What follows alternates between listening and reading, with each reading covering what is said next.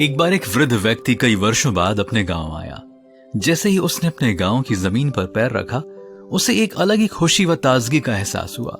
उसे अपने बचपन के उन मित्रों की याद आई जिनके साथ वह मौज मस्ती किया करता था। वे सभी अब इस दुनिया में नहीं है, परंतु उनकी संतानें उसी गांव में रहती है। वृद्ध व्यक्ति अपने मित्रों में से किसी एक के घर पर उनसे मिलने के लिए गया। अपने पिता के मित्र को देखकर एक पुत्र बहुत ही प्रसन्न हुआ और उनकी खातिरदारी में लग गया। वृद्ध व्यक्ति ने बातें करते हुए उससे पूछा, बेटा तुम्हारा काम कैसा चल रहा है? तुम्हारी जिंदगी कैसे बीत रही है? ये सुनते ही उसके मित्र के बेटे की आंखों में आंसू भर आए। उसने जवाब दिया, मेरी जिंदगी अस्थिरता की स्थिति में है। मुसीबतों पर मुसीबतों का सामना करना पड़ रहा है। समझ नहीं पा रहा हूं कि कब तक ऐसे ही चलता रहेगा। ये सुनते ही उस वृद्ध व्यक्ति ने कहा कि तुम्हारे पिता ने तो काफी संपत्ति और पूंजी तुम्हारे लिए इकट्ठा कर रखी थी, फिर क्यों इतना परेशान हो? बेटे ने उत्तर दिया, केवल पैसा ही सब कुछ नहीं है। मन की शांति बहुत जरूरी है।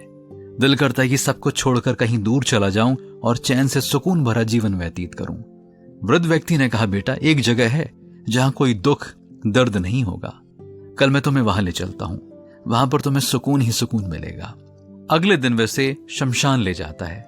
वहां पहुंचकर वह वृद्ध व्यक्ति उससे कहता है, मेरे ख्याल से केवल वो यहां पर है जो बिना किसी समस्या के हैं, वरना इस धरती पर शायद ही कोई ऐसा होगा जिसे कोई संकट या परेशानी का सामना ना करना पड़े। बेटा, प्रभु की सहायता से हम हर समस्या का समाधान निकाल सकते हैं। तुम अपनी सारी परेशानियों को प्रभु यीशु को सौंप दो, वही तुम्हें संभालेगा और उसी की सहायता से इस अनमोल जीवन को शांति से व्यतीत कर पाओगे। उस बेटे को यह बात समझ में आ गई। बाइबल में यूहन्ना 16 अध्याय 33वीं आयत में प्रभु यीशु मसीह कहते हैं, मैंने ये बातें तुमसे इसलिए कही हैं कि तुम्हें मुझ में शांति मिले।